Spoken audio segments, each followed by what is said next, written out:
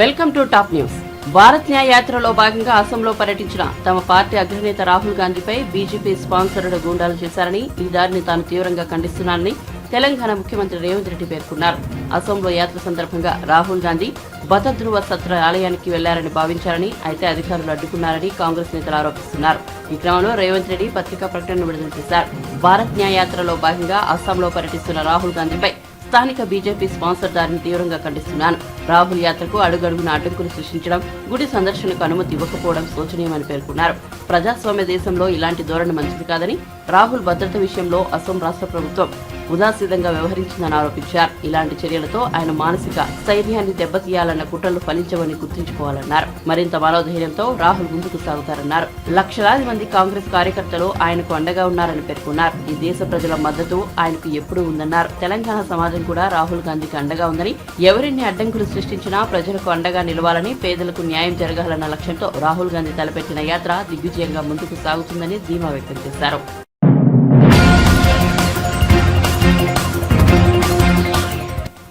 కేంద్ర ఎన్నికల సంఘం ఏపీకి సంబంధించిన ఓటర్ల తుది జాబితా 2024 విడుదల చేసింది. దీనిపై ఏపీ ఎన్నికల ప్రధాన అధికారి ముఖేష్ కుమార్ మీనా రాజకీయ పార్టీలతో సమావేశం నిర్వహించారు. ఈ భేటీకి అధికార వైసీపీ తరఫున లేళ్ల అప్పిరెడ్డి, విపక్ష టీడీపీ తరఫున వర్లరామయ్య హాజరయ్యారు. సీఈఓతో సమావేశంలో సిపిఎం, సిపిఐ ప్రతినిధులు కూడా పాల్గొన్నారు. వర్లరామయ్య మాట్లాడుతూ ఓటర్ల తుది జాబితాలో ఇంకా అవకతవకలు ఉన్నాయని అన్నారు.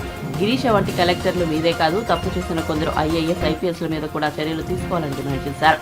సీఎం జగన్ చేసిన ఎమ్మెల్యేల బదిలీల వల్ల ఓటర్ల జాబితాలో అక్రమాలకు తెరలేపే అవకాశం కనిపిస్తోందని అభిప్రాయం వ్యక్తం చేశారు. మంత్రి విడుదల రజని చిలకలూరుపేట ఓటర్లను గుంటూరు వెస్ట్ కు మార్పు చేస్తున్నారని వర్లరామయ్య ఆరోపించారు. మంత్రి మేరుగు నాగార్జున, ఎమ్మెల్యే వెల్లంపల్లి తమ నియోజక ఓటర్లను తమకు టికెట్ కేటాయించిన నియోజకవర్గానికి మార్చుతున్నారని వివరించారు. ఇలాంటి తప్పిదాలకు పాల్పడితే గిరీష తరహాలోనే చర్యలు తప్పవని హెచ్చరించారు. ఇచ్చిన ఇన్స్ట్రక్షన్స్ ప్రకారం ఈరోజు 22 జనవరిని ఫైనల్ ఎలక్టరల్ రోల్ అంటే 2024 సంబంధించి ఫైనల్ ఎలక్టరల్ రోల్ని స్పెషల్ సమ్మరీ రివిజన్ తర్వాత ఈరోజు విడుదల చేయడం జరిగింది. ఈరోజు ఇచ్చిన ఫైనల్ జాబితా ప్రకారం మన రాష్ట్రంలో 4.07 crores అంటే 4 కోట్ల 7 లక్షల మంది ఓటర్స్ ఉన్నారు. దాంట్లో 2 కోట్ల మంది మేల్స్, తర్వాత 2 crores 7 lakh ఫీమేల్స్ ఉన్నారు. దీంతోపాటు సర్వీస్ ఓటర్స్ అంటే ఫోర్సెస్లో బయట పనిచేసిన వాళ్ళు మన రాష్ట్రం నుంచి 67,400 సర్వీస్ ఓటర్స్ ఉన్నారు. సో అంతా కలిపితే 4.08 crores 4,08,00,000 ఓటర్స్ ఈరోజు మన స్టేట్ జాబితాలో ఉన్నారు. మనము డ్రాఫ్ట్ ఎలక్టరల్ రోల్ అంటే 27th అక్టోబర్ని డ్రాఫ్ట్ ఎలక్టరల్ రోల్ జారీ చేయడం జరిగింది. ఆ డ్రాఫ్ట్ ఎలక్టరల్ రోల్ తర్వాత ఈ పీరియడ్లో అంటే అక్టోబర్ తర్వాత నవంబర్, డిసెంబర్ వరకు కొత్త అప్లికేషన్స్ ఇవ్వడానికి, అబ్జెక్షన్ పెట్టడానికి అవకాశం ఇవ్వడం జరిగింది. దీంతో తర్వాత ఇప్పుడు ఫ్రమ్ 4.02 crores నుంచి ఇప్పుడు 4.08 crores వరకు మనకు టోటల్ ఫిగర్ వచ్చింది. ఆల్మోస్ట్ 5.8 lakh ఓటర్స్ పెరిగింది. సో దీంట్లో యంగ్ ఓటర్స్ అంటే 18 to 19 years voter, first time voters. So 2.88 lakhs మనము డ్రాఫ్ట్ జాబితా ఇచ్చినప్పుడు 2.88 lakhs యంగ్ ఓటర్స్ ఉన్నారు. మనం స్పెషల్ ప్రోగ్రామ్ దీని గురించి తీసుకోవడం జరిగింది. దీని తర్వాత ఈరోజు 8.13 lakh ఓటర్స్ 18 to 19 yearsలో ఈరోజు వరకు ఇంక్లూడ్ అయినారు. సో ఆల్మోస్ట్ ఇది కూడా 5 lakh వరకు పెరిగింది. కానీ యంగ్ ఓటర్స్లో ఇంకా కొద్దిగా గ్యాప్ ఉంది. అనదర్ 3-4 lakhs ఇంకా మన పాపులేషన్ స్టాటిస్టిక్స్ ప్రకారం ఇంక్లూడ్ చేయడానికి అవకాశం ఉంది. సో కాబట్టి ఈరోజు తర్వాత రేపటి నుంచి మళ్ళీ స్పెషల్ క్యాంపెయిన్ చేసి స్కూల్, కాలేజెస్లో, యూనివర్సిటీస్లో, పాలిటెక్నిక్లో, తర్వాత టీవీ క్యాంపెయిన్ యాడ్ ద్వారా మనము స్పెషల్ ప్రోగ్రామ్ ద్వారా we'll again request the new voters whoever has left out to get enrolled. Now ఈ మధ్యలో లాస్ట్ 6-7 months నుంచి మేము ఒక ఎలక్షన్ కమిషన్ ఆదేశాలు ఇచ్చిన తర్వాత, అంటే ఫస్ట్ టైం ఎలక్షన్ కమిషన్ పెద్ద అధికారులు ఆగస్ట్ 2022లో వచ్చి రివ్యూ చేశారు. దీని తర్వాత 2-3 ఇష్యూలు వాళ్ళ దృష్టికి వచ్చింది. ఒకటి, మన స్టేట్లో ఈ జీరో జంక్ అడ్రస్తో ఓటర్స్ ఉన్నారు. తర్వాత ఒకే ఇంట్లో 10కి పైన చాలామంది ఓటర్స్ ఉన్నారు. సో ఇవి అన్నీ లాస్ట్ ఆగస్ట్ తర్వాత మేము టేకప్ చేయడం జరిగింది. సో అప్పుడు ఈ in this voters list there almost 2.51 lakh households which were not having any address, అంటే జీరో అడ్రస్ లేదా డాష్ అడ్రస్ లేదా కామన్ అడ్రస్ ఏదో ఉండేది. సో ఈ ఇష్యూని మనము ఆల్మోస్ట్ 98% వరకు 97-98% వరకు రిజాల్వ్ చేశాం. ఓన్లీ సమ్ ఫ్యూ హండ్రెడ్ ఇంకా ఉన్నారు. వాళ్ళు కూడా బికాజ్ టెక్నికల్ రీజన్ ఉంది. టెక్నికల్ రీజన్ అంటే మనము 4 నెలల ఒక సైకిల్లో ఒక మార్పు చేసిన తర్వాత ఒక అడ్రస్లో మళ్ళీ సెకండ్ మార్పు చేయడానికి అవకాశం లేదు. కాబట్టి కొన్ని కేసుల్లో ఆ విషయం వచ్చింది. దీనివల్ల ఈ 98% వరకు మనం చేయగలిగాము. ఇంకా 2% ఉంది, అది కూడా మేము నెక్స్ట్ 1 monthలో కంప్లీట్ అయిపోతుంది. తర్వాత 10+ ఓటర్స్ మనకు సుమారుగా ఈ ఎక్సర్సైజ్ చేసినప్పుడు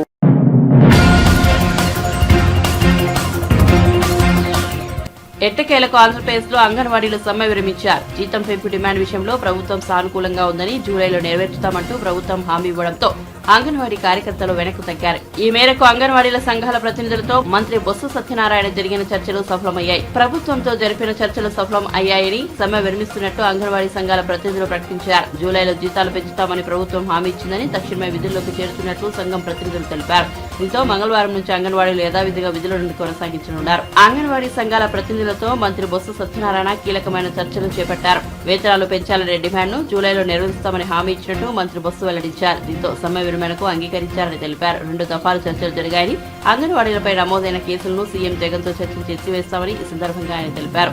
అంగన్వాడీ టీచర్ రిటైర్మెంట్ బెనిఫిట్ ను 1.20 లక్షలకు, హెల్పర్ కు రిటైర్మెంట్ బెనిఫిట్ కు 60,000కు పెంచుతామని మంత్రి బొత్స సత్యనారాయణ గుర్తు చేశారు. సమ్మెకాలంపై ఏం చేయాలనే దానిపై సీఎంతో చర్చించిన తర్వాత ప్రకటిస్తామని బొత్స తెలిపారు.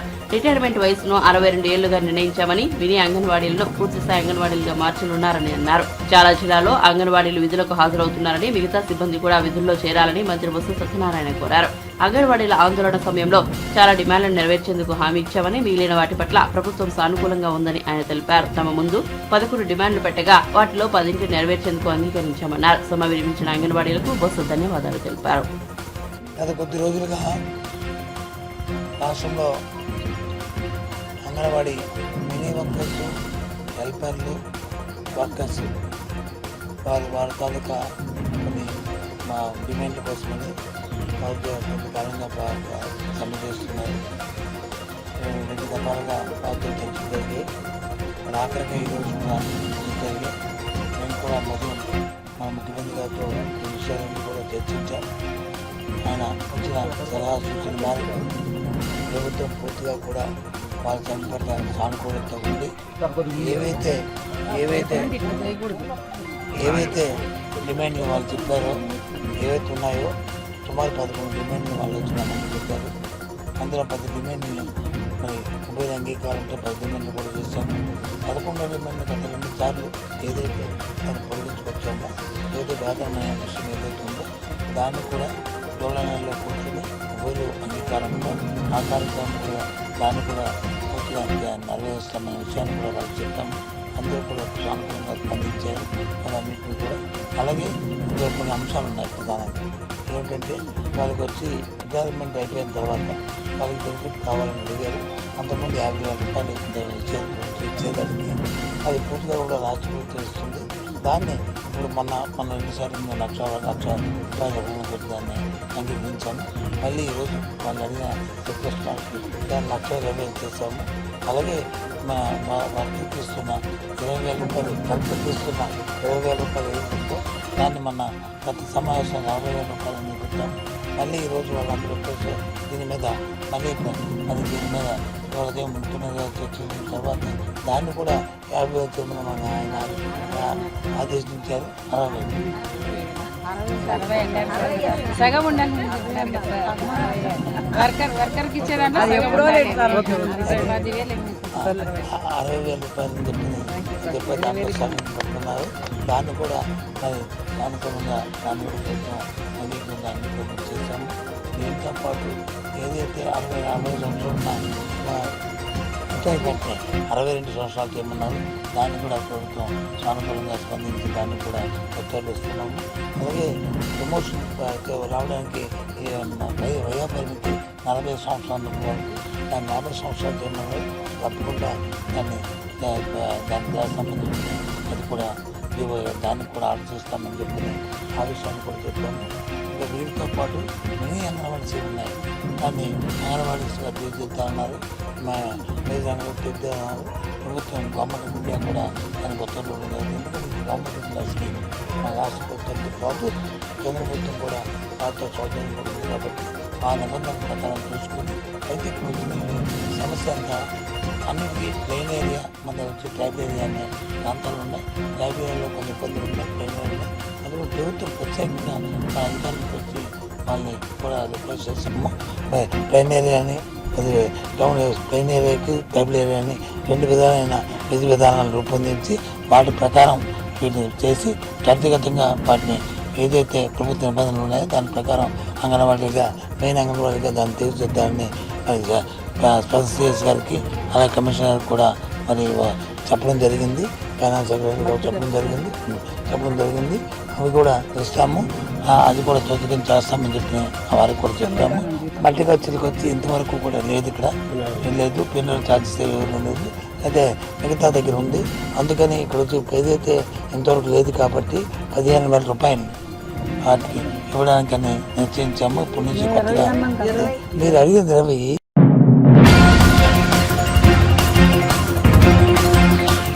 తెలంగాణ ప్రభుత్వం హైదరాబాద్ మెట్రో ఫేజ్ 2 మార్గాన్ని ఖరారు చేసింది. ముఖ్యమంత్రి రేవంత్ రెడ్డి ఆదేశాలతో అధికారులు రూట్ మ్యాప్ తయారు చేశారు. మొత్తం 70 కిలోమీటర్ల మేర కొత్త మెట్రో మార్గాన్ని నిర్మించేలా ప్రతిపాదనలు సిద్ధం చేశారు. ఇందుకు సంబంధించిన వివరాలను తనకు అందించగా ముఖ్యమంత్రి ఫైనల్ చేశారు. కొత్తగా 4 కారిడార్లు నిర్మించనున్నారు.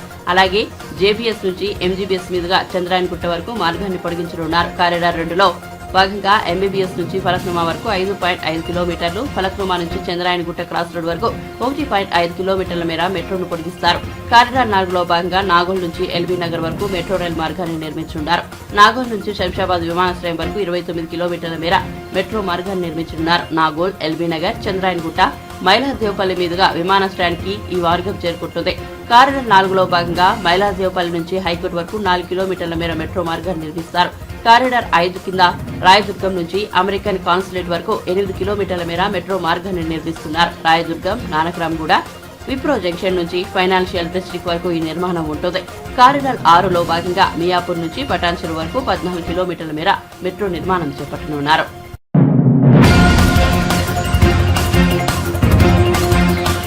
పార్లమెంట్ ఎన్నికల కోడ్ రాకముందే కాంగ్రెస్ ప్రభుత్వం తన హామీలను అమలు చేసేలా పోరాడాలని నిర్ణయించినట్టు సిద్దిపేట ఎమ్మెల్యే హరీష్ రావు అన్నారు. నల్గొండ పార్లమెంట్ నియోజకవర్గ సన్నాహక సమావేశంలో పాల్గొన్నారు. ఈ సందర్భంగా ఆయన మాట్లాడుతూ ప్రచారంలో అబద్దం, పాలనలో అసహనం ఇదే కాంగ్రెస్ వీరు అని విమర్శించారు. కష్టపడే వారికి మన పార్టీలో గుర్తింపు ఉంటుందని హామీ ఇచ్చారు.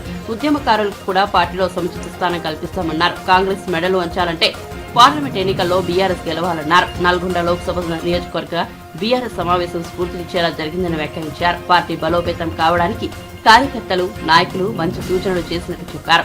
పార్లమెంట్ ఎన్నికల్లో గెలుపు కోసం అందరూ క్రమశిక్షణతో పనిచేయాలని పిలుపునిచ్చారు. కాంగ్రెస్ ఎన్నికల హామీలు ఎన్నికల కోడ్ రాకముందే అమలు చేసేలా బీఆర్ఎస్ పోరాడుతుందన్నారు.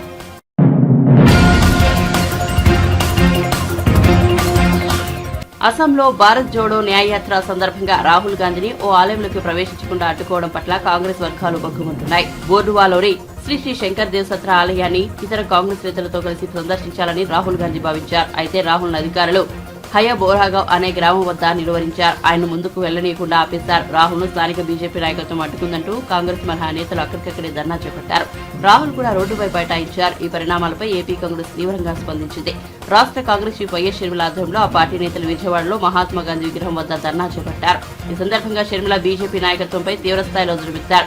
ఎక్కడో అయోధ్యలో రామ విగ్రహ ప్రతిష్టాపన జరుగుతుంటే ఇక్కడ రాహుల్ గాంధీని ఆలయంలోకి వెళ్లనివ్వకుండా అడ్డుకుంటారా? ఇదే న్యాయమని మండిపడ్డారు. రాహుల్ గాంధీ గుడికి వెళ్లాలంటే మోదీ అనుమతి కావాలా, బీజేపీ అనుమతి తీసుకోవాలా అని ప్రశ్నించారు. బీజేపీ, బీఆర్ఎస్, వీహెచ్పీ వాళ్లు మాత్రమే గుడికి వెళ్లాలా, సామాన్యులకు గుడికి వెళ్లే హక్కు లేదా అని షర్మిల ప్రశ్నించారు. ఆలయంలోకి రాహుల్ గాంధీకి ఎందుకు అనుమతి నిరాకరించారో ప్రధాని మోదీ అస్సాం ముఖ్యమంత్రి సమాధానం చెప్పాలని డిమాండ్ చేశారు. అస్సాంలోనే ఒక గుడికి వెళ్లాలనుకుంటే ఆ గుడికి కూడా రాహుల్ గాంధీకి వెళ్ళకూడదు, అనుమతి లేదు అని అనుమతి నిరాకరించారు. బీజేపీ ప్రభుత్వము అస్సాంలో ఉంది. ఆ ప్రభుత్వం అనుమతిని నిరాకరించారు. ఎందుకు నిరాకరించారయ్యా అని అడిగితే, ఎక్కడో అయోధ్యలో రామ్ మందిర్ ఏర్పాట్లు జరుగుతున్నాయి. ఆ కార్యక్రమం అక్కడ జరుగుతున్న సమయంలో ఇక్కడ అస్సాంలో రాహుల్ గాంధీ గారు గుడికి వెళ్ళకూడదట. ఇది ఎక్కడ న్యాయం అని అడుగుతున్నాం. అంటే గుడికి వెళ్ళడానికి కూడా మోడీ గారి పర్మిషన్ కావాలా? గుడికి వెళ్ళడానికి కూడా బీజేపీ పర్మిషన్ కావాలా? గుడికి వెళ్ళడానికి కూడా బీజేపీ కార్యకర్త బీజేపీ నాయకుడో లేకపోతే ఆర్ఎస్ఎస్ లేకపోతే విహెచ్ఓ వీళ్ళ ఈ సభ్యులే అయి ఉండాలా? సామాన్య ప్రజలకు కనీసం గుడికి వెళ్ళే హక్కు లేదా అని అడుగుతున్నాం. ఎందుకు నిరాకరించారో మోడీ గారు, అస్సాం చీఫ్ మినిస్టర్ సమాధానం చెప్పాల్సిన అవసరం ఉంది. ఇలా అడుగడుగున నిరంకుశ పాలన, ప్రతి చోట ఎక్కడ వీలైతే అక్కడ ఎలా మిగతా ప్రజల్ని మిగతా పార్టీలను ఎలా తొక్కగలిగితే అలా ఇంత నీచమైన పరిపాలన చేస్తుంటే దీని డెమోక్రసీ అని ఎలా అంటారు? ప్రజాస్వామ్యం అని ఎలా అనుకోమంటారో మోడీ గారు సమాధానం చెప్పాలి. ఈరోజు రాహుల్ గాంధీ యాత్ర పైన జరిగిన ఈ దాడులకు నిరసనగా మహాత్మా గాంధీ గారి విగ్రహం దగ్గర కాంగ్రెస్ పార్టీ ఈ ధర్నా చేపట్టడం జరిగింది. ఈ నిరంకుశ పాలన ఆగాలి. ఇది ప్రజాస్వామ్యం అని బీజేపీ పార్టీ మోడీ గారు గుర్తుపెట్టుకోవాలి. ప్రజాస్వామ్యంలో శాంతియుతంగా చేస్తున్న ఏ కార్యక్రమైనా ప్రతిపక్షాలు చేసుకొనివ్వాలి. మరొకసారి మోడీని హెచ్చరిస్తున్నాం. ఎలక్షన్ల సమయము ప్రజలు గమనిస్తున్నారు. మీ నిరంకుశ పాలన మీరు ఆపకపోతే ప్రజలు మీకు బుద్ధి చెప్పే సమయం వచ్చిందని మోడీ గారిని హెచ్చరిస్తున్నాం. క్షమాపణ చెప్పాలి. కాంగ్రెస్ పార్టీకి చెందిన రాహుల్ గాంధీ గారి యాత్రని ఇంత నీచంగా అడ్డుకోవడం అన్నది ప్రజాస్వామ్యంలో ఎవరు సహించని విషయం. కనుక బీజేపీ పార్టీ అక్కడ అస్సాం చీఫ్ మినిస్టర్ రాహుల్ గాంధీ గారికి క్షమాపణ చెప్పాలని కూడా కాంగ్రెస్ పార్టీ డిమాండ్ చేస్తుంది. Down down BJP, down down BJP, BJP, BJP, BJP, down down BJP, down down BJP, down down BJP, down down BJP, down down BJP, down down, down down Modi, down down, down down BJP, down down BJP, down down BJP, down down BJP, down down BJP, down down BJP, down down BJP. Uttarandhra working president Rakesh Reddy గారిని వందన సమర్పణ చేయవలసిందిగా కోరుతున్నాం. రాకేష్ రెడ్డి గారు, రాకేష్ రెడ్డి గారు.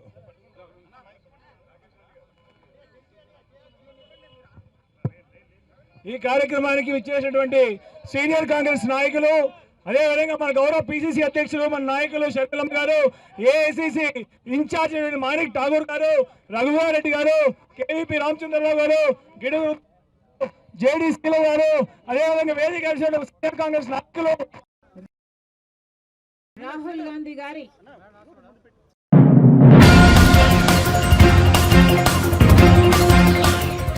మంత్రి గారు assembly ఆవరణలో మహాత్మా జ్యోతిరావు పూలే విగ్రహం ఏర్పాటు చేయడమే మీకు అభ్యంతరమా అని మంత్రి పొన్నం ప్రభాకర్ ను బీఆర్ఎస్ ఎమ్మెల్సీ కల్వకుంట్ల కవిత ప్రశ్నించారు.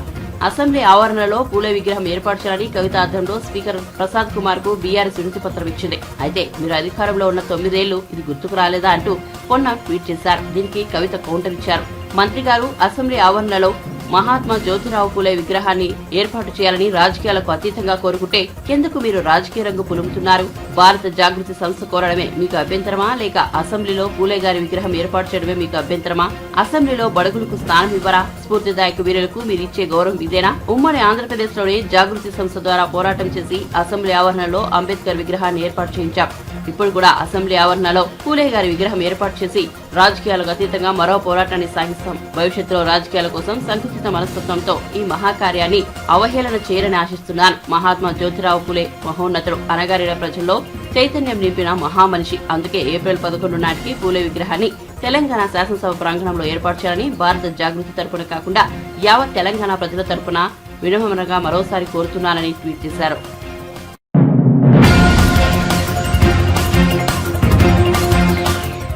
మాజీ మంత్రి సూర్యాపేట ఎమ్మెల్యే జగదీష్ రెడ్డిపై మంత్రి కోమటిరెడ్డి వెంకటరెడ్డి తీవ్ర ఆగ్రహం వ్యక్తం చేశారు. బీఆర్ఎస్ పార్టీలో కేసీఆర్ కుటుంబం తర్వాత జైలుకు పోయే వ్యక్తి ఎవరైనా ఉన్నారా అంటే అది జగదీష్ రెడ్డి అని అన్నారు. ప్రజల్లో ఉండే తనపై మాజీ మంత్రి ఆరోపణలు చేస్తున్నారని ఆవేదన వ్యక్తం చేశారు. సోమవారం మంత్రి మీడియాతో మాట్లాడుతూ బీఆర్ఎస్ నేతలు ఎన్ని గుమికులు చేసినా విజిలెన్స్ సిట్టింగ్ జడ్జితో విచారణను అడ్డుకోలేరన్నారు. పూర్తిస్థాయి విచారణ తర్వాత జగదీష్ రెడ్డి కూడా ఖాయంగా జైలుకు వెళ్తారన్నారు. పారగాన్ స్లిప్పర్స్ వేసుకుని తిరిగే వ్యక్తికి వేల కోట్ల రూపాయలు ఎక్కడి నుంచి వచ్చాయని ప్రశ్నించారు. అన్ని ఫామ్ హౌస్లు ఎలా వచ్చాయని ప్రశ్నించారు. తెలంగాణ ప్రజలకు వీటి గురించి సమాధానం చెప్పాల్సిన అవసరం ఉందన్నారు. కేసీఆర్ కుటుంబంలో బావమరుదులు తన్నుకుంటుంటే విషయం బయటకు పొక్కకుండా కేసీఆర్ జాగ్రత్తలు తీసుకునే సమయంలో జగదీష్ రెడ్డి బ్రోకర్లా వ్యవహరించారని ఆరోపించారు. ఇలాంటి చిల్లర వ్యక్తి నిత్యం ప్రజల్లో ఉంటే తనపై ఆరోపణలు చేయడం విడ్డూరమన్నారు. జిల్లాకు చెందిన విశాఖ మంత్రి అంటే దానికంటే పవర్ లేని పవర్ మినిస్టర్ అంటే మంచి జగదీష్ రెడ్డి అనే వ్యక్తి తలకాయ కింద పెట్టిందంటే బయట లేవడు. ఎవరైనా నమస్కారం పెడితే కొంత పార్టీ నాయకుడు ఎమ్మెల్యేలు ఆఫీసర్లు ప్రతి నమస్కారం పెట్టే సంస్కారం లేని అవినీతి పరుడు 3 మర్డర్ కేసులు ముద్దాయిగా 16 సంవత్సరాలు చిన్నప్పటి వ్యక్తి ఇవాళ నా మీద కాంగ్రెస్ చేసి హైదరాబాద్లో ప్రెస్ మీట్ పెట్టి మాట్లాడడం నిజంగా ఒక అంతా కూడా నా మీద మాట్లాడడం తెలంగాణ కోసం మంచి పదవి వదిలిపెట్టి త్యాగానే పునాదిగా పోరాటమే ఫలితంగా నన్ను ఈరోజు ఆయన నా మీద మాట్లాడడం నిజంగా నేను తీవ్రంగా ఖండిస్తూ ఆయన ఒక మాట అన్నాడు. 4,000 కోట్ల అప్పులలో చేర్చి ఒక యాదాద్రి పార్టీలో ప్లాంట్లోనే 29,000 54,000 కోట్ల పెరిగింది. భద్రాద్రిలో 10,000 కోట్ల కుంభం. అలా సగం వాటా కేసీఆర్ కుటుంబానికి వస్తే సగం వాటా జగదీష్ రెడ్డి. ఇవాళ తినడానికి తిండి లేని వాడు, మోటార్ సైకిల్ లేని వాడు ఇవాళ షాబాద్ మండలంలో 80 ఎకరాల ఫామ్ హౌస్లో 80 ఎకరాలు అంటే 40 కోట్ల ఎకరం వేసుకుంటే 3,000 కోట్ల ఆస్తి. ఆయన ఉండే ఇల్లు ఆధారంలో 50 కోట్ల ఇల్లు. 3 మర్డర్ కేసులు ఉంటే మన ఒక్క మర్డర్ కేసులో కొట్టేసిండు. ఆయన గ్రామ బహిష్కరణ వాళ్ళు సూర్యాపేట నల్గొండ జిల్లాకి కూడా గతంలో బహిష్కరించిన వ్యక్తి. ఎన్టీ రామారావు ఉన్నప్పుడు అప్పుడు మొత్తం కూడా మద్యపాన నిషేధం చేస్తే వేరే రాష్ట్రాలకు వెళ్ళి మద్యపానం దొంగతనంగా తీసుకొచ్చి మిర్యాలగూడలో అమ్మితే జైలు పాలైన కేసు ఇప్పటికీ ఎక్సైజ్ పోలీసులు పెండింగ్ ఉంది. అలాంటి సిగ్గులేని క్యారెక్టర్ లేని మనిషి నా మీద మాట్లాడడం నిజంగా చాలా ఎందుకంటే అలాంటి వ్యక్తులు క్యాబినెట్లో పెట్టుకుంటే ముఖ్యమంత్రి గారు తప్పు. అంటే జగదీష్ రెడ్డి చెప్తున్నా రేపు పొద్దున ఈ ప్రభుత్వానికి రేవంత్ రెడ్డో కోమటిరెడ్డి వెంకటరెడ్డో ఏ క్లాస్ ఎమ్మెల్యే మారి ప్రభుత్వాన్ని పడగొడతాం అనుకుంటున్నాం. మా ప్రభుత్వాన్ని ఎప్పుడు పడిపోదు. ఈ 39 మందిలో పార్లమెంట్ ఎలక్షన్ తర్వాత 10 మంది ఎమ్మెల్యేలు కూడా మిగిలారు. 30 మంది ఎంపీలు. ఎందుకంటే మీకు ఒక పార్లమెంట్ సీట్ కూడా వచ్చేది కష్టం. కాబట్టి మీ పార్టీ బావమరుదుల కొట్లాటలు నడుస్తున్నాయి. ఓవైపు బిడ్డ సంతోష్ మధ్యలో కొట్లాటలు నడుస్తున్నాయి. ఇన్ని కొట్లాటల మధ్య నీది ఒక రీజనల్ పార్టీ. భారతదేశంలో 137 సంవత్సరాల చరిత్ర ఉన్న కాంగ్రెస్ పార్టీ ఎవరు ఏం చేసినా ఏం కాదు. సోనియా గాంధీ ఖర్గే నాయకత్వంలో అందరం కలిసినట్టుగా ఇప్పుడు 64 సీట్లని మీ అందరూ కూడా సగం మంది జైల్లోకి పోయేది ఖాయం. మీరేది ఓటు లేరు. మొట్టమొదటి రోజు కేసీఆర్ కుటుంబంలో సహా పోయే రెండో వ్యక్తి ఎవరయ్యా అంటే యాదాద్రి ప్లాంట్లో జగదీష్ రెడ్డి. అలాంటి వ్యక్తి నా మీద మాట్లాడడం నిజంగా మన చావు తప్పు కన్ను రోడ్డుపోయినట్టు. నాకు ఒక గంట టైం దొరికి ఒక ప్రచారానికి పోతే 50,000 ఓడిపోయేవాడు. 3,000 గెలిచాడు. 3 సార్లు కూడా 3,000 2,000 గెలిచాడు. నేను 6 సార్లు ఎన్నికల్లో గెలిచినా తెలంగాణ కోసం మంచి పని వదిలిపెట్టి సిగ్గు లేకుండా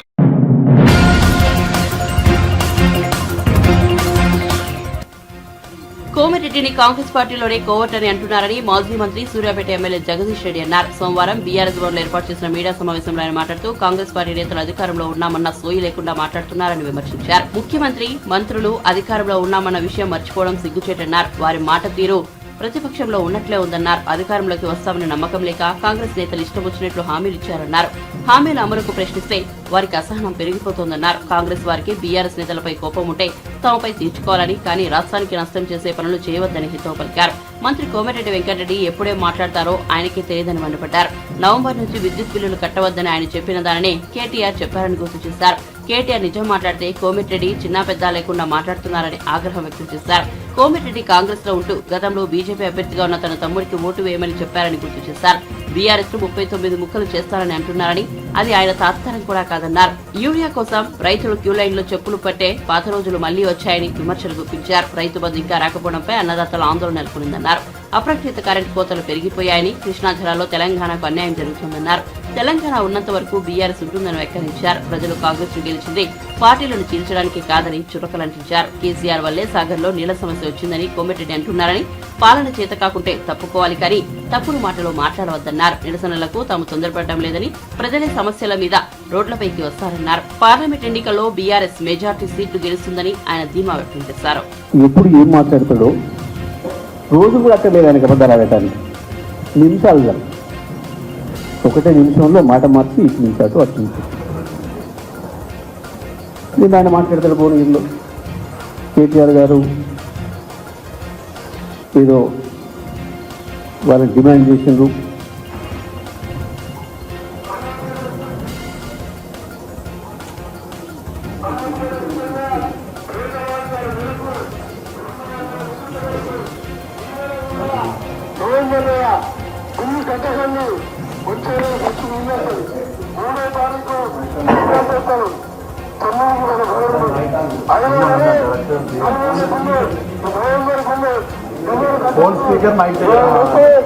వెంకటరెడ్డి గారు చెప్పండి కట్టొచ్చని చెప్పి మీరు బాగా అర్థం చెప్పండి.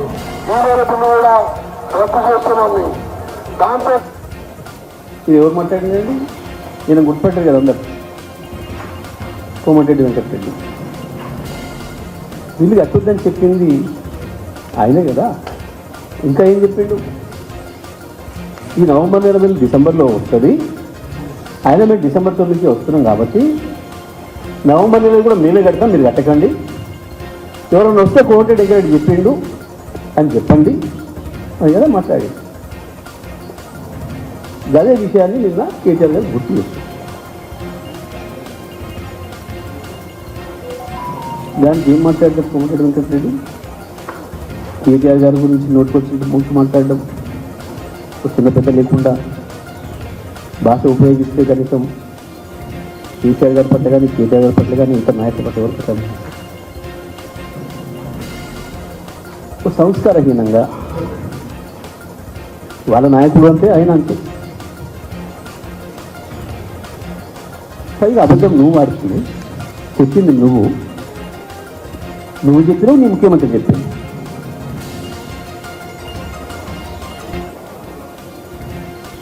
ఇంకా పైగా బీఆర్ఎస్ పార్టీని 14 ముక్కలు చేస్తా, 39 ముక్కలు చేస్తా. నువ్వు కాంగ్రెస్కే కోవద్దు అని చెప్పి నీ పార్టీలోనే చాలామంది ముట్టుకున్నారు. తమ్ముడిని ముందే బీజేపీలో పంపించి, ఒకవేళ బీజేపీ వచ్చే పరిస్థితి ఉంటే నేను వెనకమ్మడి వస్తా, నువ్వు ముందు పోమని చెప్పి పోలి కాంగ్రెస్కు ద్రోహం చేసి బీజేపీలో పోయిన నీ తమ్ముడికి ఓట్లు వేయమని చెప్పి కాంగ్రెస్లో ఉండి రాజకీయ వ్యభిచారం చేసింది నువ్వు. ఇటువంటి నీచ పనులన్నీ చేసేది మీరు అన్నదమ్ములు. సొంత పార్టీకి ద్రోహం చేయడం, మళ్ళీ ఇటేదో మంచిగా నడుస్తుంది అని చెప్పి మళ్ళీ ఇలా తెచ్చుకొని తమ్ముని.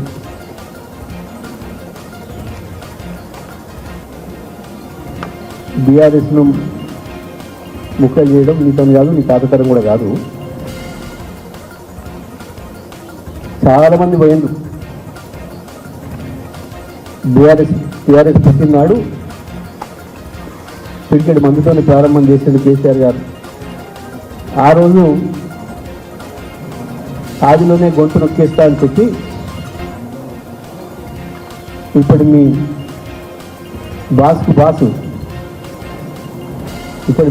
బాసు ఓ చాలా మాట్లాడింది అయ్యాలి.